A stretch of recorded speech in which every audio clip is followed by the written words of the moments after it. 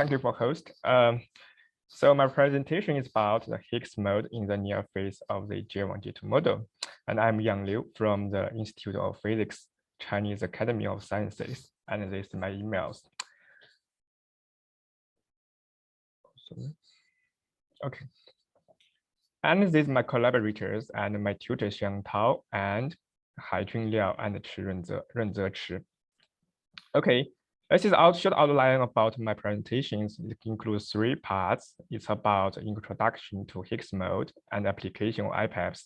And last, we'll present our numerical result about some signal or evidence of Higgs mode of the J1, J2 models just in the near phase. Our story should start from the old series, Ginsburg-Landau series. It's about the actions of free energies of Ginsburg-Landau series is like this. It contains like a dynamic term, gradient, and a chaotic term and quadratic terms. If we take into consideration about 2 freedoms, like phase fluctuations, it's like if you put a ball in a Mexican hand, it's like going around the centroids, and amplitude fluctuations. It's oscillating along the sections. So if we take into consideration both freedoms, then we can use it to study the especially at a long wavelength limit and in the vicinity of critical point to see some evolution of two types of this variance. It's like here when we are away from the critical point, like the RC minus R1, RC minus R, because 0.1, you can see it's clear the phase fluctuations remains gapless, but for amplitude is gapped. But we come closer to the critical point, we can see the phase fluctuations still remains gapless, but for amplitude, it has a strong tendency to become gapless. So actually, the origination of Higgs mode is from the paper written by Higgs. He offered a more elegant way of introducing map or gas, inspired by early work of Philip Anderson. So we also call it Ginsburg-Landau type Lagrangian plus gauge field. But here we want to mention more about the gauge field, just show our respect to them. So where is the Higgs mode in condensed matter physics? Actually, it's everywhere. Like in superconductors, you can refer some relative papers in Journal of Low Temperatures. And also the relevant experiment has confirmed its existence. But also we also can consider the above the superconducting transition temperatures. You can see something. So first you can observe the charge density waves, but you can see some strange signals which different from charge density waves, with gap about 2 times of superconducting gap. It's Higgs mode. Then you can see the relevant theories by Littlewood in 1981 and with corresponding experiment here. So we also can observe some stuff like Higgs mode in ultra-cold atoms. Theory is finished by, since we know the ultra-cold is a perfect materials described by both Hubbard models. So we can refer to some theories like by the Fishers in PRBs, and recently has been observed in Nature's by Manuel Address. So now, since we've introduced the 3 types of Higgs mode in superconductors, charge density wave, and ultra-cold, so how about in magnetic materials? Here we have a list of 3 typical experiments. We have observed the clear evidence of Higgs mode here, but only pick one to elucidate on it. So now that's the first experiment by Lake, published in PRL. The compound is potassium with cupric ion and the fluoride 3. Since the cupric takes the spin 1/2 by super exchange interactions, they constitute one-dimensional, not perfectly. Maybe you can regard it as cozy one-dimensional chains. So can be described by the Heisenberg model like this. So that is made by Lake from the in elastic neutron scattering experiment. For the red line represents a Goldenstone mode. Yes, you can see. But now we observe high energies, then we can see signals relative high compared to or around here. But if you want to turn to some series like a spin wave series for helps its field, since it has been made by Tennant in earlier in 1995, then you can say that it does exist some signals in continuum is from magnum. But it's clear that these signals lies above about 20 milli electron volt here, but our signals lies around 15. So that doesn't correspond, be consistent with the experiment. Another way is about field theories, actually is Bosonizations. And it's made by the Essler and Delfinos. We can observe longitudinal mode here, which is not from the two magnum continuums, and which is consistent with the series here. Oh, so sorry, that's a correlating functions, but we can say the correlating functions is consistent with the neutron scattering experiment. So of course we have other experiment like here and here about the celliums and the quasi two-dimensional quantum ferromagnet near the quantum critical point. But we will mention more about it. So now here I'll make a brief summary. Here we have some experiments on some materials like the potassium, cellium, and the organic materials. In one-dimensional, we have at least we have field theory or bond operator theory to describe it. But for two-dimensionals, as far as I'm concerned, I have found any effective theories to describe the dynamics of Higgs mode. So since our final aim is to study the J1G2 models, whose Hamiltonian is described it contains two terms with the nearest terms and the J1 and the next nearest term J2. And we can say it's due to the good nature of the J1G2 models, we know it's in near phase collinear polarization like here. And we think if we study these models, we might can find some amplitude mode and phase mode, since phase mode is Goldenstone mode, and with no strong couplings of these two modes. So it's provide a good platform for us to make a research.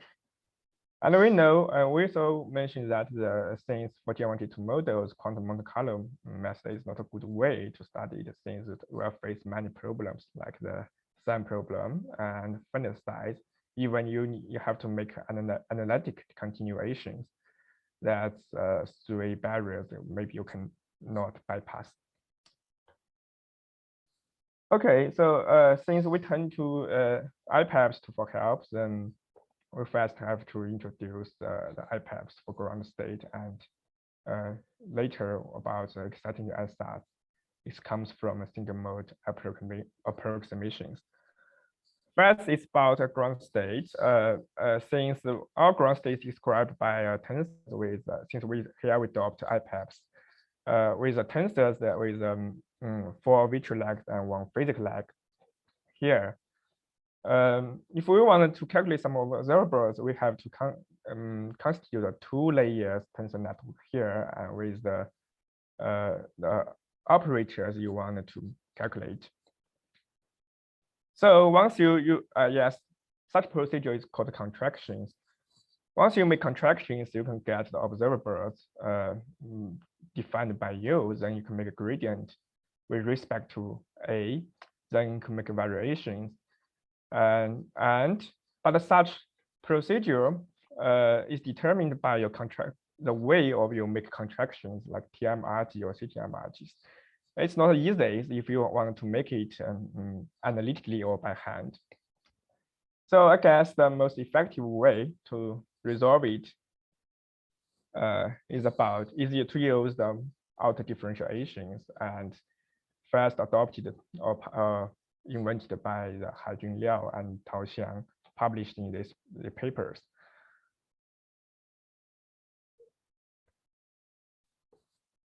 Okay, in addition, if you want to start, oh, sorry, okay. In addition, if you want to, if you've gotten a perfect ground state, then we can move to study excitation answers. So about excitation answers, it's like the here make in knowledge of the one function and block functions. Just make a linear combination of the one functions, and such local function is given by a translational invariant local object function B, which we can regard it as the impurity tensors here, but not change any other tensor A, since it's obtained from the ground state. Once we get the excitation answers, then we can get the corresponding energy here. Then if we want to get a low rest energy, low rest excitations, then we will have to make a gradient to make a variation. It's like this. It's called the generalized function, generalized eigenvalue functions. And first invented by the Weierstratens in these PRLs in 2015, and then improved by the Pausian and Colbert here.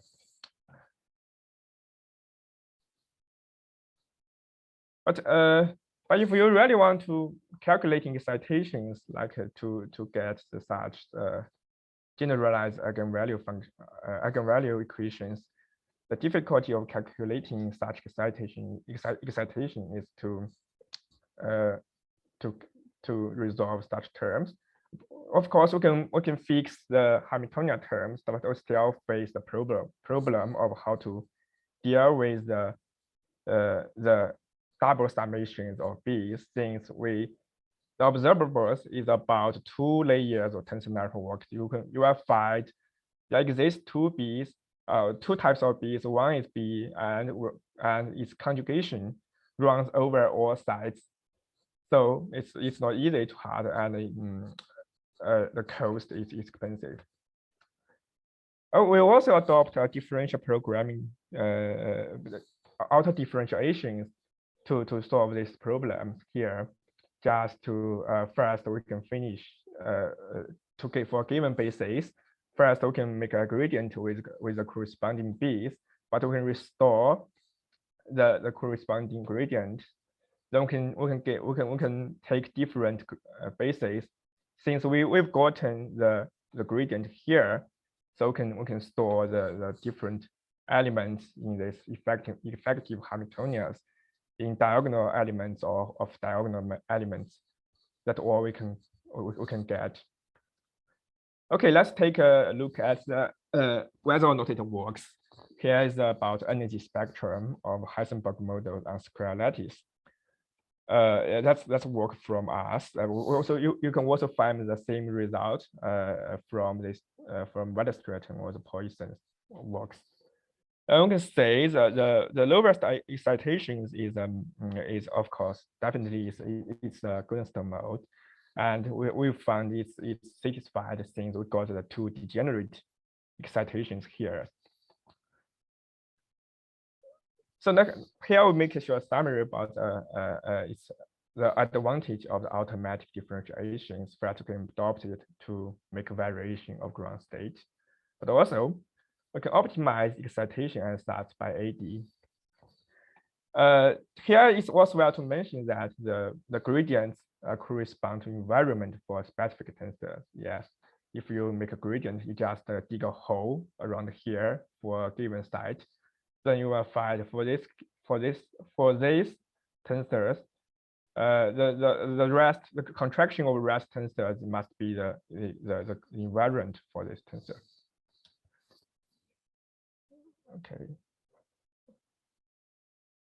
25 minutes. Okay. Here we introduce the third application of the auto differentiations. It's about how to calculate the static structure factors. Here is defined the static structure factors is defined by this. So you can easily say it looks similar to the excitation ansatz, like here. We just price the spin operators on the sides. Then you can say this looks like the linear functions and the block functions here. Since we mentioned that the gradient corresponds environment for the specific tensor, so here we can use the same techniques to finish our jobs. Just like first we calculate one observables or static structure factors like this as alpha. Then we can make a gradient with respect to B. Then we restore it. So for the rest of the static structures, we just to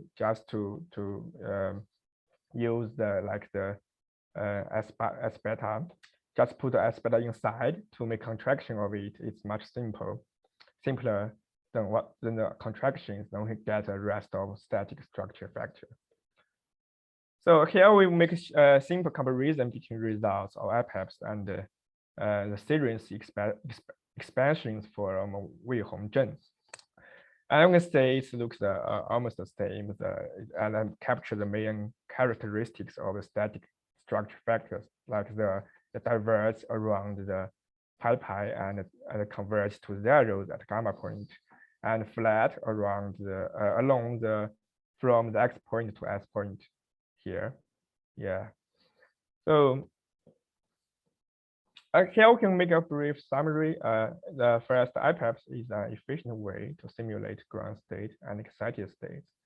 But also the auto differentiations can reduce repetitive operations, like we mentioned before. So that's the main advantage. A third thing, or I think that's most important, is the gradient corresponds to the environment for specific tensors. Okay. Oh, now we arrive to our final part, third part. That's our final aim to find the Higgs mode of J1, J2 models. Before to look for it, we have to make some simple. It's very popular claim that first the long range order leads to infrared divergence at pi, and transverse divergence indicates being gapless since it's divergent. A short range order will stop the infrared divergence. Then we will say right the longitudinal convergence indicates being gapped since longitudinal is a short range. Okay, now we first show our result about for Heisenberg model on square lattice with transverse static structure factors and longitudinal structure factors. So it's clear that let's first take a look at the endpoint here for transverse structure factors. It does converge, but here it's impossible we come to the infinity since due to finite point dimensions, it's just d equals 4. But we also observed the longitudinal static structure factors does show a tendency to become divergent since it's stopped by something, by a gap mode. That's a reason why I believe that does exist some gapped mode around above the golden state mode around the endpoint. Okay. Before showing our final result, there are another thing I want to mention is about the spectral weight and the sum rules. What do I mean? Here we show the energy spectrum about Heisenberg models here. Okay. It's here we want to make a test like this. If we want to make a sum of all spectral weight of all excitation states, like if M represents the integer that represents the number of the excited states from 1 to n. Then we can make the sum run over from n to n. What if we take n equals 2 for any arbitrary numbers, not just only limited to 4, 2 for 11 to the wall modes obtained from us. We want to test it, or is whether or not equal to the static structure factors. Okay, here we show our result. Like for first figures, it's about static structure factors. If we want to make summations, then we get more and more modes involved. Then we can say the sum of it will goes upward, and finally comes to the saturation state, which is I think it's not perfectly, sorry.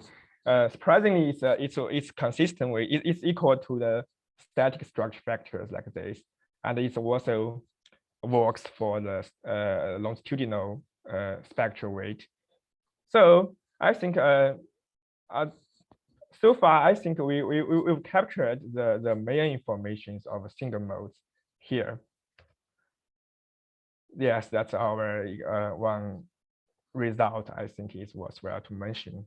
It's about the transfers, the sum rules that we can always verify for different J2, like J2 equals 0.2 or 0.4 or 5.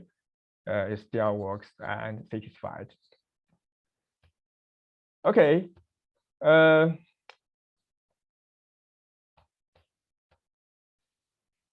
Now we show the result about the spectral functions about the Heisenberg models here. First, it's about the spectral functions, total spectral functions. Then you will give all information about the all excitations here. So you can say the lowest is the Goldenstone mode. Here we show the Heisenberg models for d equals 4. The lowest excitation is Goldenstone mode. Then you can say, of course, you cannot really touch 0 since it requires a lot for the ground state. Like you have to calculate for large bond dimensions. But luckily, that's not our focus. Our focus the high energy excitations, and from experiments we find it's converge faster than in high energies than in low energies. So except for the Goldenstone mode, we also find some other results which has been verified by other methods like the series expansions or spin wave series or Monte Carlos, like here, Roten or some local minimal here. Also, we will find some results like some signals here. We find that's more like the issue is more like the two magnons resonant here. But our focus is about Higgs mode. The rest of two papers is the second figure is about the Goldenstone mode. Here shows the transverse spectral weight, spectral functions. The last is the Higgs mode, which shows the clear longitudinal spectral functions here. Okay. So we also calculate in the near phase for different J2s, different values of J2s here, like but we don't show them all, just to like the J2 equals 0.3, then we can say the energy, the gap of Higgs mode. The Higgs mode lies above the Goldenstone mode, and its gap becomes smaller than when J2 equals 0. And also other observation like Roten, it goes downwardly much more things. I think is due to the frustration terms, but here's not our focus. We are concentrated about the Higgs mode. Okay, now we make a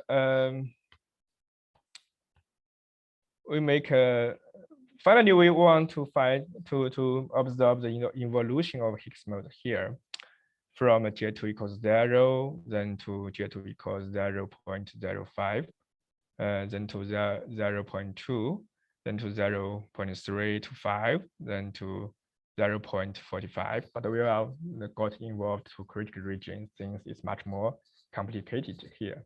We just observed. We just want to calculate some things in the worlded phase. I think is much more convincing for us. Okay, now we can say that the Higgs mode goes downwardly, then the gap it becomes smaller and smaller. Yes, which is consistent description the Ginsburg-Landau series. Like when you come closer to the critical point, you will find the amplitude mode will become the gap of it will become the smaller and smaller. Even at the critical point, you will become the gap is same as the empty phase mode.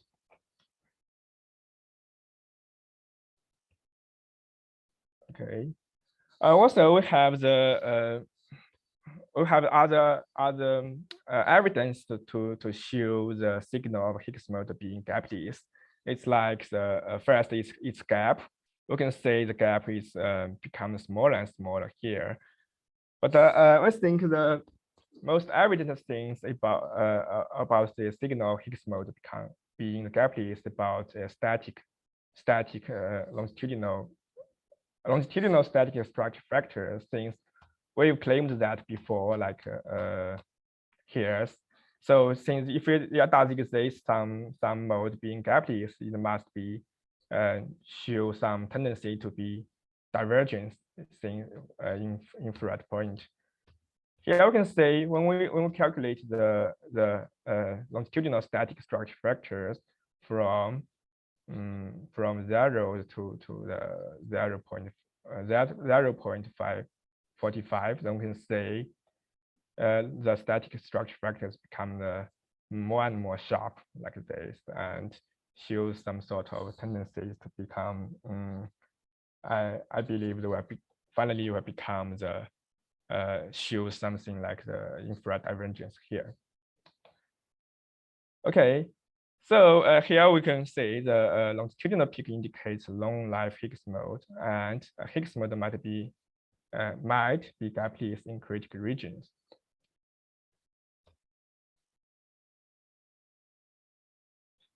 Okay, now we can make a summary about what our presentation is. First is we adopt IPEPS, sorry, a plus, not a plus. Here with auto differentiations. We can adopt them to efficiently simulate excited states. Also, we verified the Higgs mode in antiferromagnetic phase of two-dimensional systems. The last, we observed the evolution of Higgs mode, which is consistent with the phenomenology described by the Ginsburg-Landau series here. So, whether or not it finally become gapless is still remains questions, since we can find the perfect ground state for in critical regions, and I'm just not sure to use the excitation as such. It's whether or not good to describe the excitations in critical regions, but in order phase is enough to say such evident signals and with some strong tendencies to be with some it's possible to be the gapless. So okay, I guess that's all. Thank you. Okay, thank you for your nice talk. So the time is open for discussion. Okubo-san, please. Can I ask 2 questions? First one is the technical details. So in order to obtain the excitation spectra, sorry, spectrum. Yeah, something like that. Spectrum. Here, right? Yeah. So you diagonalize some effective Hamiltonian. Is that right, correct? right. Then So could you explain again how to construct the effective Hamiltonian? You assume that some finite size cluster or sorry. Maybe I skip more things about this. Here, if you want to construct such effective Hamiltonians, you must first must to find a set of bases, right? Right. What we are doing is the simplest thing. It's simplest things just to find all elements like the diagonal of diagonal elements here, which means you have to, like, if we have to construct a effective Hamiltonians like the way of the size like the 1000 times 1000, you must find first prepare a basis, a number of bases with number of the 1000, right? Okay, I think the most natural basis is you just find to 1 0 0 0 0 1 1 1. That's most natural basis. Is that's enough to give you such effective Hamiltonians. But if you want to diagonalize it, there's no other short way to solve it. Short path. You can only to adopt some eigenfunctions like in MATLAB or Python to calculate it. So I think yes, right. When you push the bound dimension to be larger, but you will find the size of Hamiltonian will become larger and larger. So that's also as far as I'm concerned, it's the bottleneck to calculate such. So you can only calculate in small dimensions, not push them to bound huge dimensions.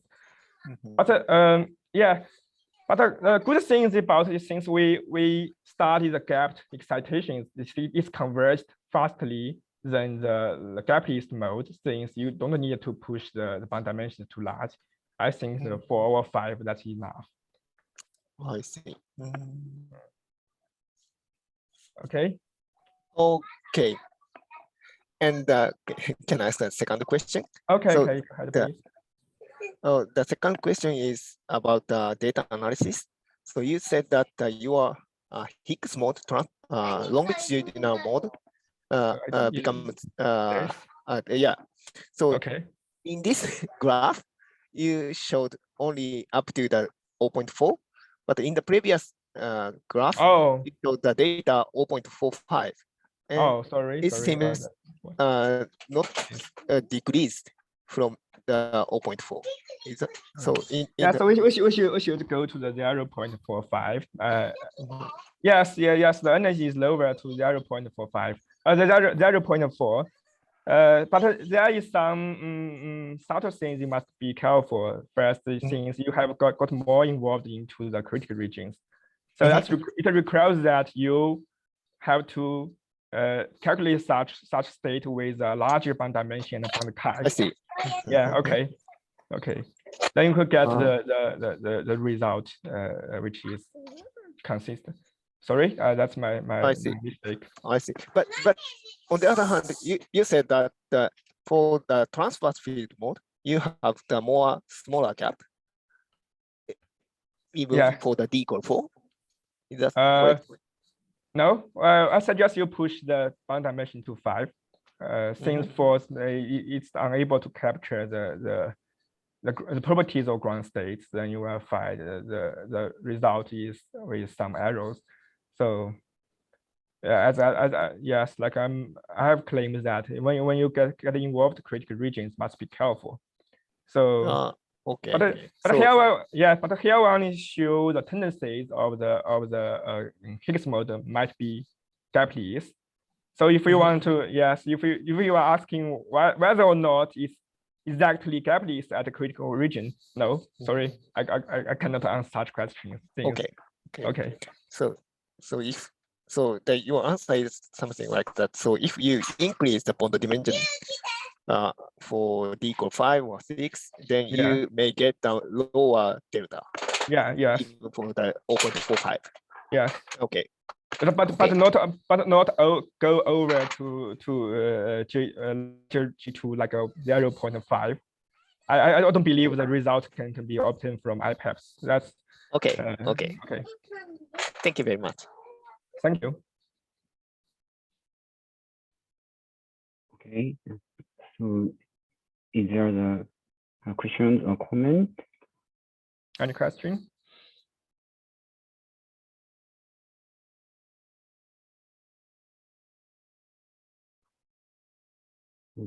Nothing.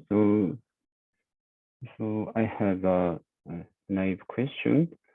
So actually, you said this kind of single mode approximation is suitable for the gap excitation because in such a case, quasar particle can be described as local degree of freedom, I think. Sorry. So I mean the so single mode approximation in the PEPS or matrix product state can be easily accessed to the gap excitation spectrum. Yeah. But in this case, some gapless nature can obtain around how to say so endpoint or endpoint. Actually, so you showed us the some spectral function or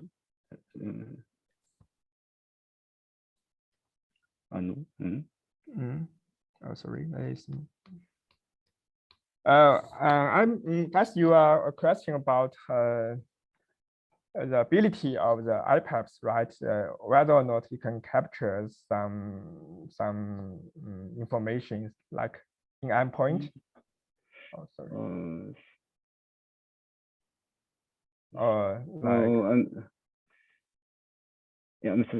So for the water part, if you show us some spectral function for the Heisenberg square. What is so you have a question about algorithm or about model or about definition? Yes, my question is about the how to say so the single mode approximation of the in the IPEPS can attack the physics with gapless excitation spectrum. So if you want to use single mode approximation to capture gapless mode, of course you can do it. You can refer the relevant papers here about the since they've calculated in Heisenberg models and make the finite bound dimension analysis to verify that actually you can get the gapless mode, but you have to push the bound dimensions to in one dimensional case, but here we found that the since in early times we can only use it, apply them to calculate the low velocity excitations, but here in our experiments it's more able to capture the relative high energies. I think that's a new advantage of the tensor networks that never found before. So I think the here we can use it not only limited to the gapless mode, since gapless mode is already described by like some spin wave theories, but for higher energies, spin wave theories fail to describe it. Even not Higgs mode, even in rotons in endpoints, it failed. But in tensor network, it performs well. So okay. Thank you so much.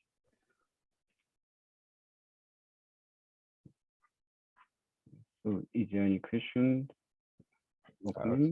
Even have questions, the time is we have no time. So any questions can email to me, and Yeah. Okay. Okay. Thank you.